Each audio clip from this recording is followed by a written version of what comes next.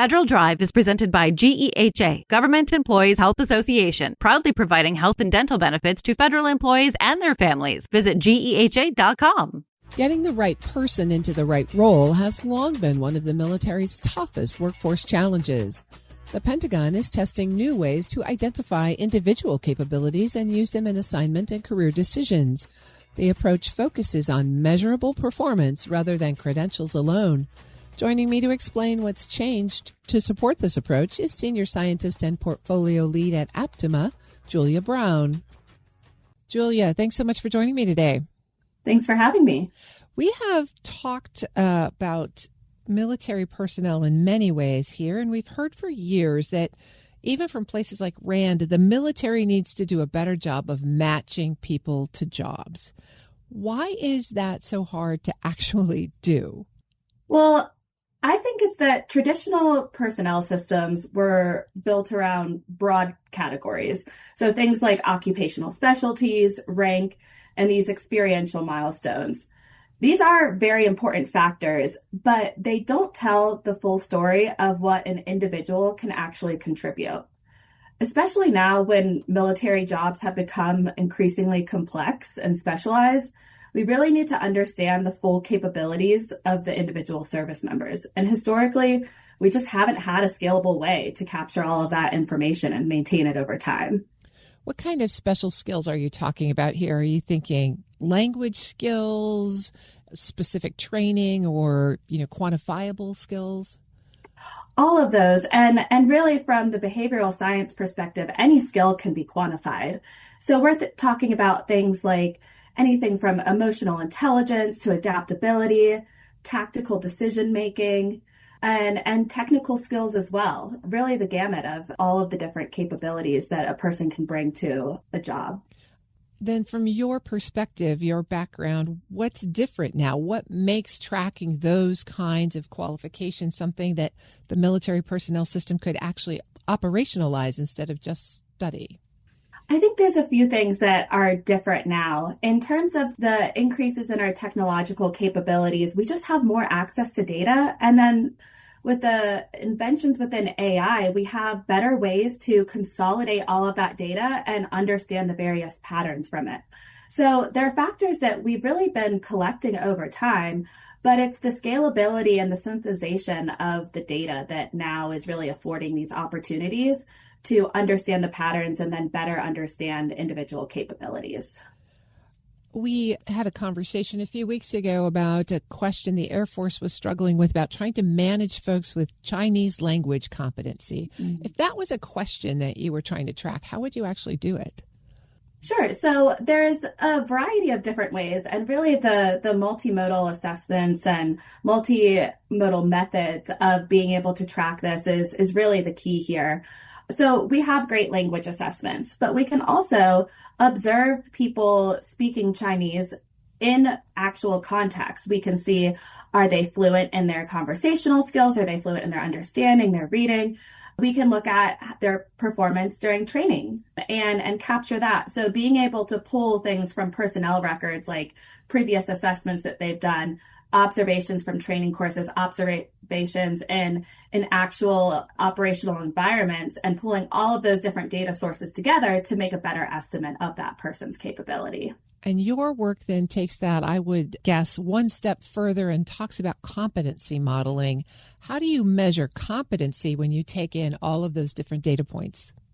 So in terms of competencies, we look at competencies as a broad category for the knowledge, skills, and abilities that somebody is able to perform. Within each competency, you have various proficiency levels. So on any given competency, someone can range anywhere from beginner to expert in it. Oftentimes we have about 4 levels, but that can change depending on the organization. In addition to having these definitions of the competencies, including the knowledge, skills, and abilities that are contained within that category, you also have behavioral indicators at each level. So by having these real indicators that can be observed, then it's a lot easier to be able to track this is the level at which somebody is on this competency. And are those things that just can be measured in the course of someone doing their normal duty, or do you have to have regular measurement sessions to kind of collect that data so that you can assess competency, growth, and development? Yes, definitely both. You can have the real power here is to have the different inputs to kind of form that overall estimate of where somebody is on a given competency. So that should absolutely grow over time, and having a constant stream of data adding towards that is really what makes this methodology very powerful. Julia Brown is Senior Scientist and Portfolio Lead at Aptima. Julia, I think the power here is not only establishing an individual's competency in certain skills, but then connecting that to the assignment process. So walk us through how what you're doing connects to assignments, how the military can then maybe optimize best fit for the position.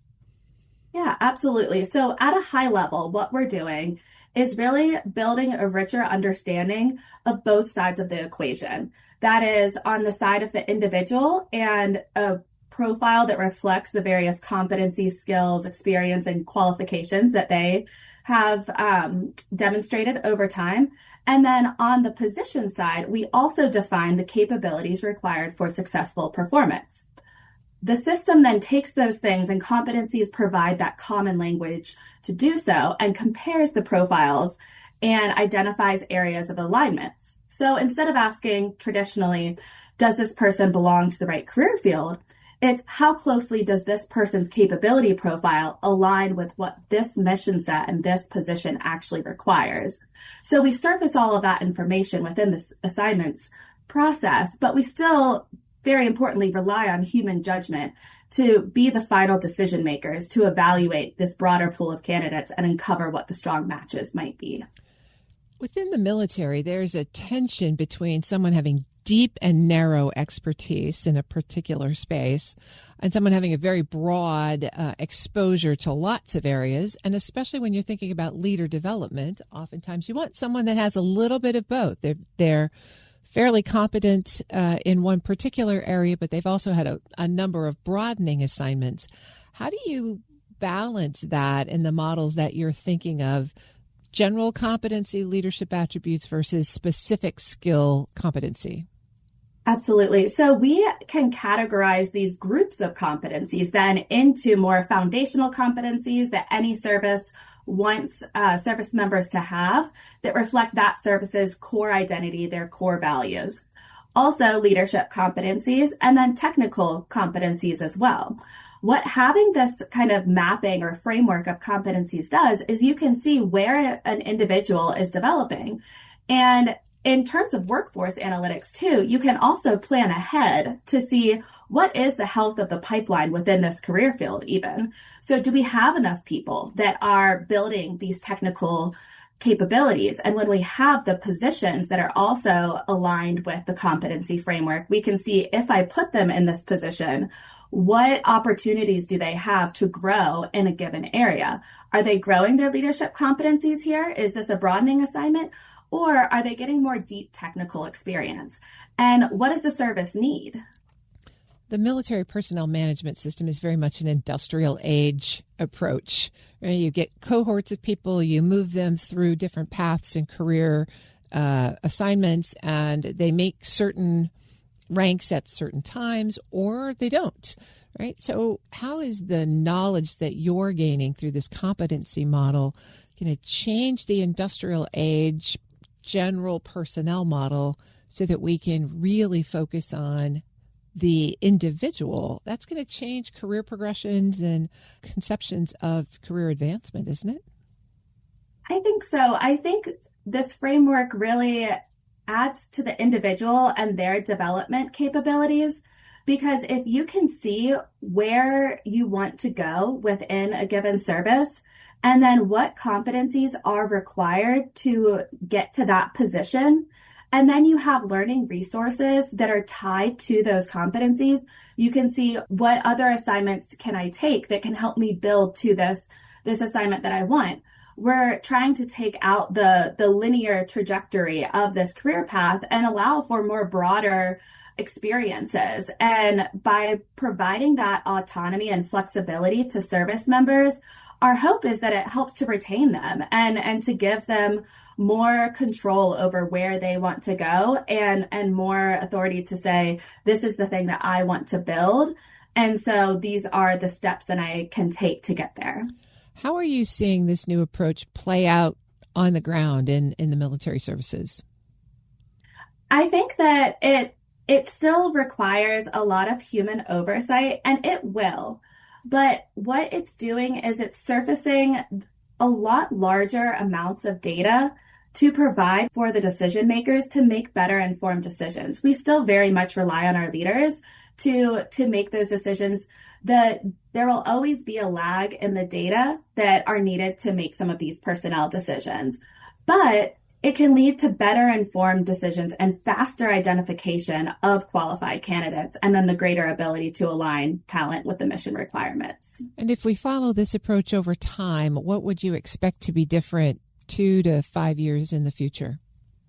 I think if this is working well, then commanders and personnel managers have greater visibility into the talent available to them. So instead of searching through lots of records and relying on primarily these broad qualifications, they can see a richer picture of capabilities and across their workforce. So I think we'll see more of putting the right person in the right job at the right time. And that's really driven by the changes and advances in the behavioral sciences, competency modeling, and AI that are allowing us to do that at scale.